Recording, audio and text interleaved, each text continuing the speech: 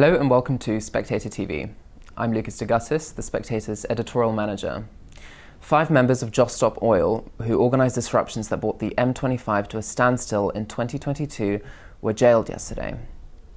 4 of them were sentenced to 4 years, and the co-founder, Roger Hallam, was sentenced to 5 years. Joining me to discuss this is Baroness Fox and Lord Walney. Claire, you have openly disagreed with Just Stop Oil's tactics in the past. What was your reaction to the 5 and 4 year jail sentences? Like everyone else, I was shocked at how long they were. And although I've disagreed with and do disagree with Just Stop Oil, I'm also very sensitive to the importance of the right to protest, defending the right to protest. And I've in fact written for the Spectator several times on the dangers of legislation being too heavy-handed.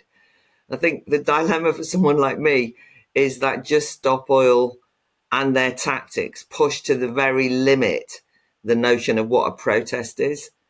And even the notion of this being a non-violent protest, I think when you read the judge's summation, it's so comprehensive a conspiracy in terms of absolute disruption of their fellow citizens' lives, regardless of the cost, that everything doesn't matter because the climate's about to, go up in flames type of thing. That their disregard for anyone's safety or welfare or the ordinary lives of citizens is very different to the tradition of protest, which is to make your views felt and actually to persuade your fellow citizens to join the cause. This is to bully your fellow citizens into submission. So I don't like that approach. Lord Walney, these sentences are the longest since the last government introduced the new law of conspiracy to clamp down on disruptive protests. Do these sentences fit the crime in your eyes? Well, I mean, like Claire, I'm surprised, but my surprise is largely a positive one, I have to say, because I think, yes, it is unusual, and I think probably it would clearly be very troubling if that were the standard in sentencing for people who break the law in this way. But I think you need to look at who it is that's gone down here, and Roger Hallam has long been the ringleader of the climate protest movement, who has advocated for many years this kind of illegal, extra-legal mode of trying to, as Claire says, coerce the public and lawmakers into doing what they want. And the problem with sentencing, in my mind, up until now has been actually that it has not been giving anything like a deterrent to other people, because you've seen so many instances actually of people getting let off or the shortcomings in the criminal justice system, meaning that things don't go to trial or it takes years. And so I hope that this will send a message that actually there are consequences for disregarding the law and thinking that you can short circuit the inconvenient but ultimately essential ways of changing people's minds, which is essential foundation of our democratic process. And Claire, what's your response to this? Do you not think, as part of our democracy, that these sentences are an attack on freedom of speech and freedom of expression? Well, that's why I'm saying it's a dilemma. I'm not somebody that's going to be kind of like lock them up and throw away the key. And I'm very anxious about attacks on free speech. But there's a broader context here, which is that there's been a feeling that, for example, sentencing and some of the previous prosecutions have been mired in politics, and that there's been sort of far too much sympathy given to people because of the nature of the cause. And the judge went to great pains to point out that it doesn't matter how virtuous or righteous the cause is. And I think that there's something about the contemporary protest that's, I mean, I've done a lot of protests over the years.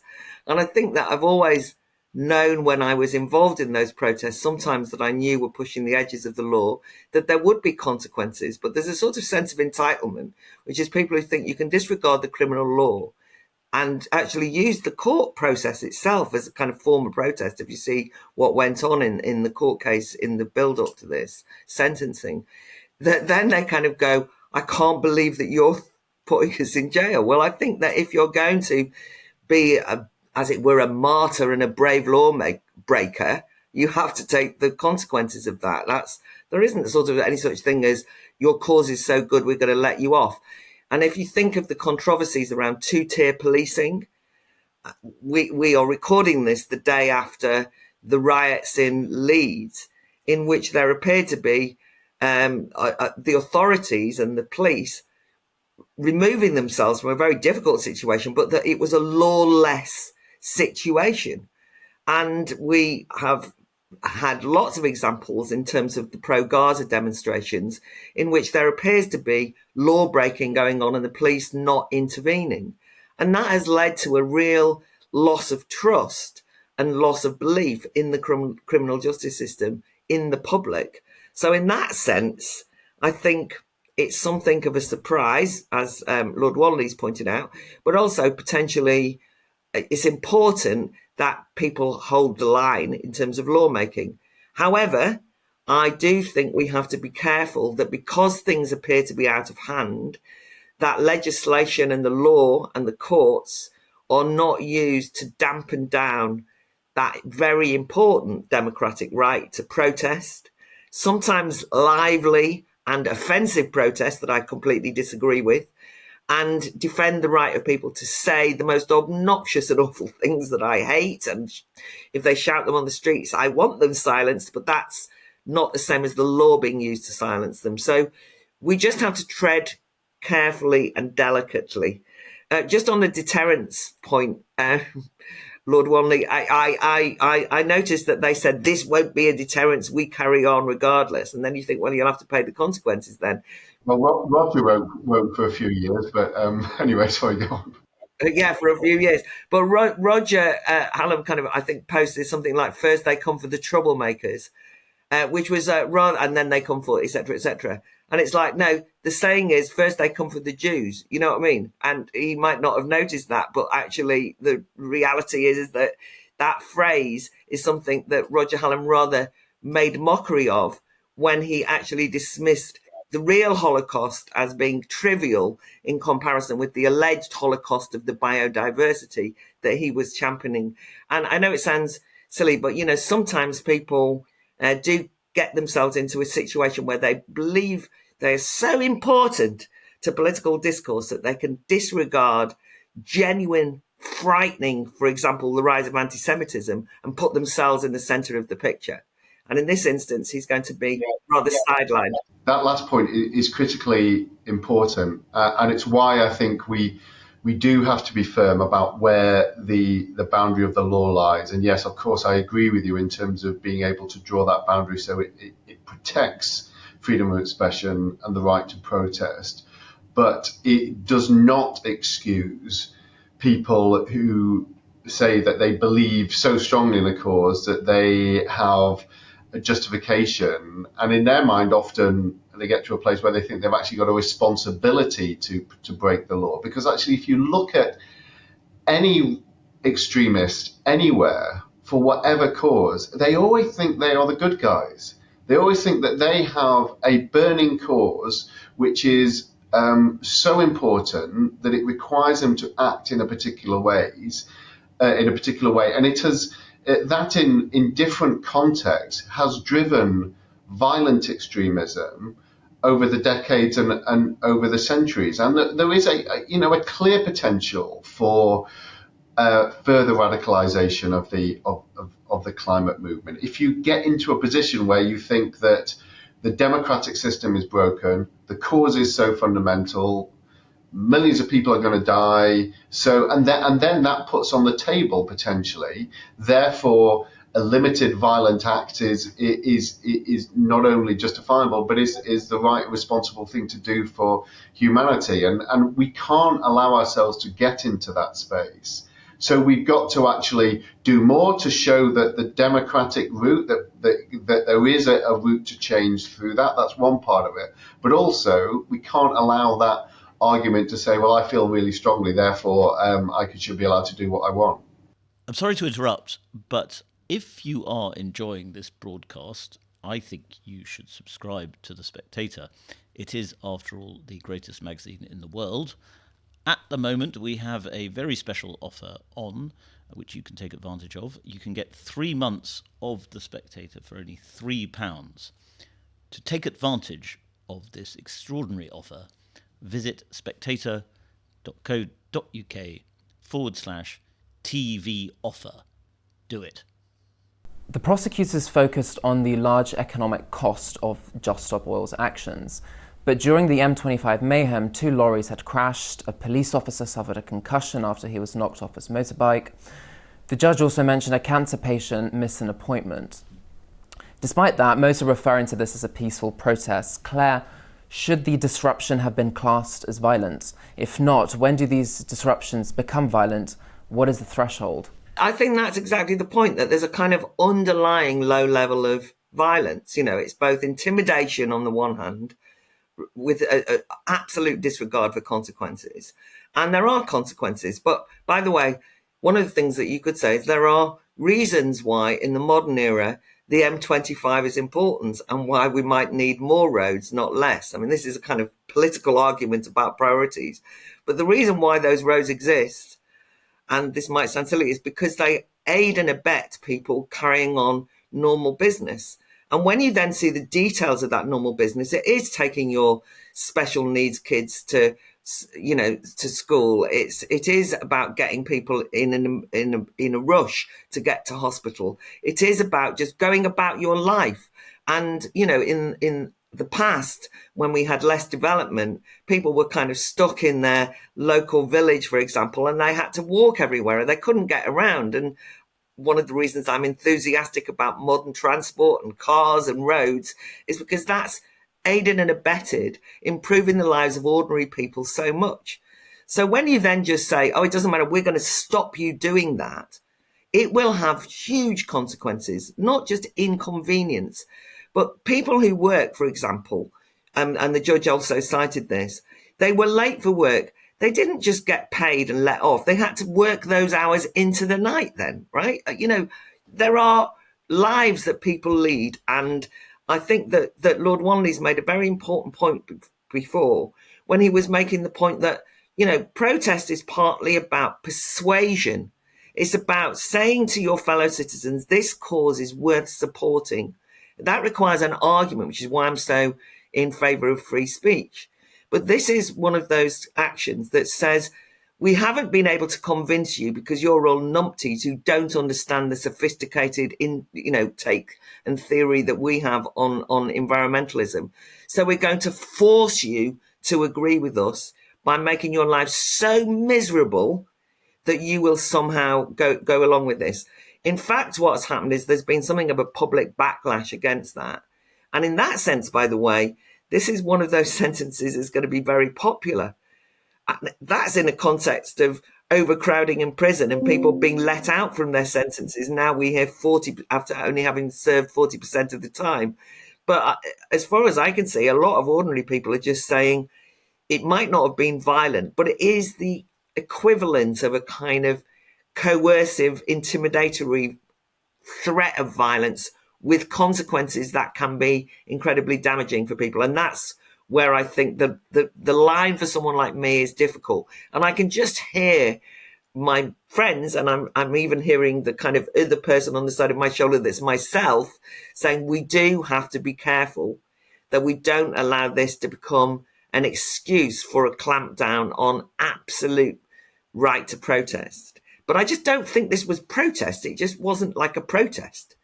It was an action, an intervention to stop society being able to operate. And that's a rather different set of circumstances. Yeah, very deliberately. And I mean, let's be clear, the public absolutely hate this. I mean, we know that intuitively anyway, but I did a substantial amount of polling for the review into political violence and disruption that was published just as it happened. It turned out 24 hours before the general election was called earlier this year, and is now being considered by the new ministers coming in. And that showed that the public by very considerable margins believed in upholding the right to protest, but by even bigger margins absolutely abhorred this kind of activity. And it is, you're right, Claire, that it's not about getting a majority or a consensus. It is following a theory of change that the ringleaders of climate change movements have talked about. I think maybe even Roger Hallam. I'm trying to think of the quote, but that theory that actually, you don't have to get a majority. You just have to get a minority, a very small minority, who are prepared to basically hold the rest of society to ransom through this kind of highly disruptive activity, and then you can force genuine change. And that is absolutely opposed to the kind of democratic society that we've built up over the years in the UK. Could I just put in a slight caveat here, or a note, which is a number of people have understandably drawn attention just in terms of a kind of consistency, where there was two instances where people were convicted of, found guilty of violent attacks. One of an attack on a young woman, another of somebody having had a watch stolen, and the presiding judges suspended sentencing them on the basis of the prison crisis, or they just were not given prison sentences. And I do understand that this can rightly and understandably be used, particularly by those supporting Just Stop Oil, of saying this sentencing system doesn't seem to work. 5 years for Roger Hallam, who actually wasn't participating directly even in the action, although he was the kind of chief conspirator, versus people who physically went out and attacked ordinary people, violently, and then somehow have ended up without a jail sentence. And I say that not because I want everyone to be thrown into jail, and I understand the prisons crisis, be talking about it, in fact, in relation to the King's speech next week. But I think that feeling of differential sentencing does need to be looked at and tackled by the new government. There was going to be a sentencing bill under the previous administration. I think that sometimes it can feel unfair or wrong or something along those lines. So when we started off by saying 5 years is a very long time, it's also worth saying, I think that we do have to look at this again to just make sure that there is public confidence that these things are being dealt with in a fair way. Finally, I'd like to hear your views on another set of protests, the protests responding to the situation in the Middle East. Pro-Gaza and counter-protests have dominated the headlines for some time now. And Lord Walney, in the UK, would you say our police forces are responding appropriately to these protests? And in what way do they compare to the Just Stop Oil ones? I have a huge amount of sympathy for the police trying to do a really difficult job in policing the right of people to be able to protest, but needing to, I think, do more to be able to identify and crack down on some of the clear anti-Semitic, at times pro-terrorist messaging and activity that have been there on the fringes of that protest. And that has been an ongoing debate sometimes about policing tactics and resources. I realise there is not an easy answer to this, but one of the things that I hope the new government will do soon is to give the police additional power to be able to get a level of flexibility over the frequency and the geography of these marches, because you've had this awful situation where many members of the Jewish community in London have simply felt uncomfortable or unsafe coming into central London on March days, which until the pause for the election period had pretty much been every week or at least every fortnight. And I think looking at that situation, it would be a reasonable thing to say to the protest organisers, look, you've been in the right in the centre of the city for 3 times this month. You need to go somewhere else. You need to pick a different part of London, or you need to pick a different day than a Saturday. And the police are clear that, and they are right, that they do not have the ability to have that conversation with march organisers at the moment. And it's one of the clear ways, I think, which I think it's Section 13 of the Public Order Act could be amended to be able to set a better balance. Claire, do you agree? As far as I'm always very wary of giving the police more powers. I understand the dilemma that John Lord Walney just referred to, but one of the things that has been so galling and frustrating for people is that the police have got an enormous armoury of powers that they don't appear to have used in relation to these pro-Gaza demonstrations. And, so often the situation is that you've seen people, climbing up on buildings and waving, Hamas flags, never mind Palestinian flags. It's not just a question of speech, but, actually involved in a certain amount of criminal damage and abuse of the public square and so on. And the police are kind of looking on and don't appear to be intervening. And I think that the point I'm making is that there's a kind of mysterious gap, it seems to me. It's not just the Jewish community that have really most personally felt that this is an acts of intimidation that are being ignored, but that anybody looking on at this can't understand what appears to be differential policing. And I would say this, wouldn't I? But there are, far too many instances of police forces mob-handed turning up at people's doors because they put up a pro-gender critical sticker on their door, and this has happened too frequently, or tweeted something which is considered to be transphobic or bigoted when in fact it was just pro-women's rights. And these aren't just Daily Mail exaggerated examples. There's loads and loads of files of this stuff where the police appear to be overactive in areas of minor speech crime, and then seemingly impotent when it comes to like some more challenging things like the pro-Gaza demonstration. And I'd just like to mention here what happened to the student who we all watched slashed a painting at Cambridge University of Lord Balfour, and it's kind of like disappeared. I mean, nobody's ever mentioned that girl again, right? I mean, she's certainly not been arrested. We don't know who it is. And that appears, so, that's what I mean about this lack of trust.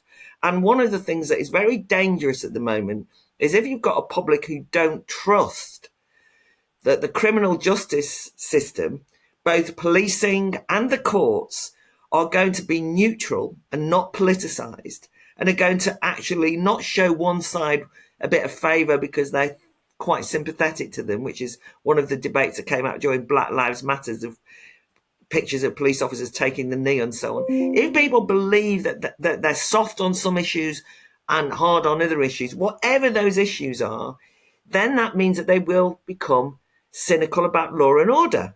And how can you have law and order when the authorities don't have any authority?